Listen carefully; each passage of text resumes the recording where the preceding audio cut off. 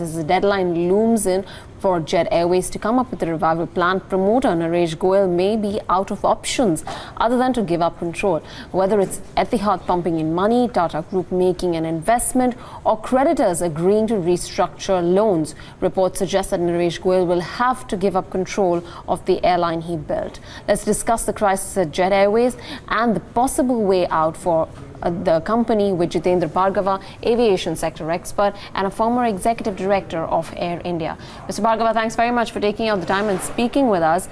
I mean, while there are talks of just about 1 month worth of cash left with the airline, they're really running out of options right now.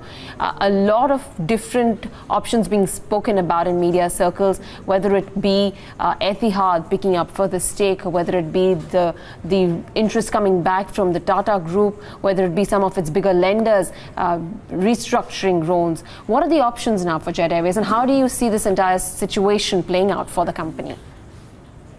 See, one is to look at the total Indian market dynamics, and second is to look at Jet Airways in specific. First, the market dynamics. Our market dynamics are that we are a very high cost-sensitive market, price-sensitive market, where people have been going to the low-cost budget carriers rather than patronizing Jet Airways, Air India, Vistara. And even when they're patronizing, these airlines are offering absolutely low fares, which do not recover the cost of producing a seat.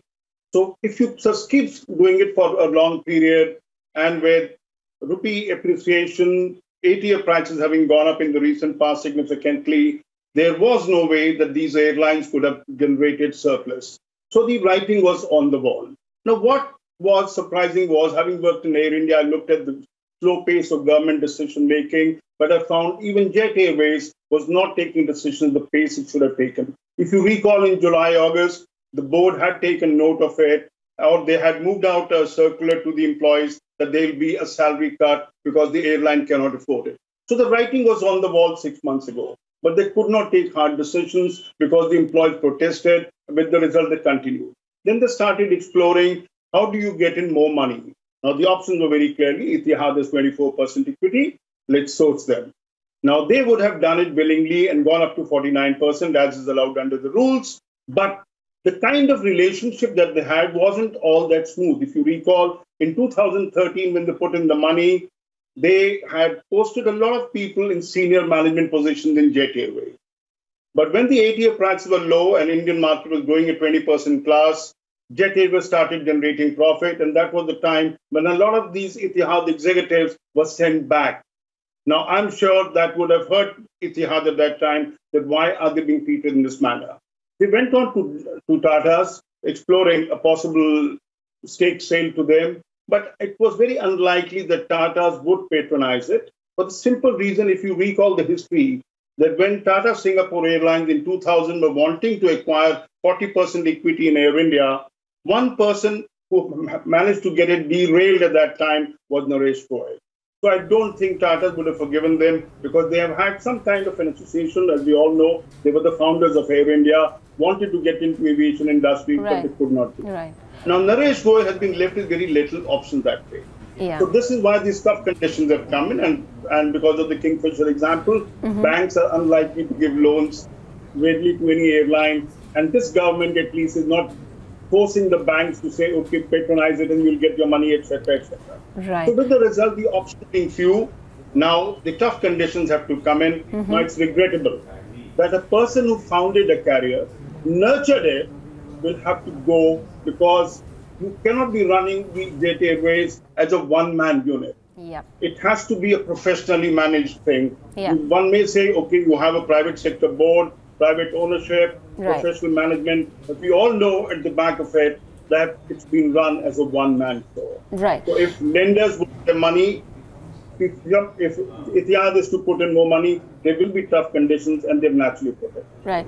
Mr. Bhargav, just to come in, as from a perspective of what, as for the company, will stand to be the most beneficial deal. Obviously, we are leaving aside the fact that Mr. Goyal, has to be out of the equation. But just for the fact, if you look at the idea of Tata Group taking over and picking up stake. For them, operations with Vistara itself have been questionable. They've not been very profitable with handling of Vistara. So if they actually go ahead and take on Jet, will that operationally prove to be better? Will things improve from there on or no? Versus if Etihad were to take control. And then again, if it's just a matter of debt restructuring that the lenders do. Within these three scenarios, what actually works better from a company point of view? You see, as of now, I would say Etihad putting in more money is the most plausible answer to Jet's current problem. Tata would have willingly taken over had the ethics part of it wouldn't have been a hurdle kind of a thing. We all know that sourcing of Jet Airways has been a little suspect. Now, would Tata try and answer those queries later? No, I don't think so. Vistara is not doing well. Nobody denies it. As I said earlier in my comments, that all the full service carriers are paying a price because Indian market is unwilling to pay them the cost of producing a seat with the meals and other benefits included. Most Jet Airways, Air India, Vistara fares on most sectors are just matching that of Indigo and SpiceJet.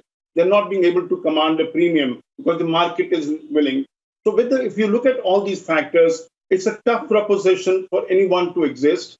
And since we cannot see the light at the end of the tunnel, even with this money that's going to be put in by Etihad, you cannot say that Jet Airways will come out of the problem, just like Air India has not been able to come out of the problem, notwithstanding huge infusion of money by the government. So there is a problem on hand, and it's the market dynamics that need to be corrected. But it cannot be corrected for the simple reason 1,000 aircraft are on order. These aircraft will be inducted, and each airline is wanting to protect its market share at the expense of profitability. It's a lucky sign for us, I would say, the Indian aviation industry, that rupee is no longer depreciating. ATF prices are virtually stabilized kind of a thing. So it has given some reprieve. So we can look forward that in the third quarter of this current fiscal, airlines will not make the kind of losses that they reported in the second quarter. Right. Mr. Bhargava, is this, while you already alluded to the fact that it is probably an industry-specific issue and not a company-specific issue to that big an extent. I mean, if you look at, the burden that's being faced by most of these airline companies, for India itself, our taxes are one of the highest as compared to the rest of Asia, which is why you are seeing the kind of bleed on the cash flows for most of the airline companies here about.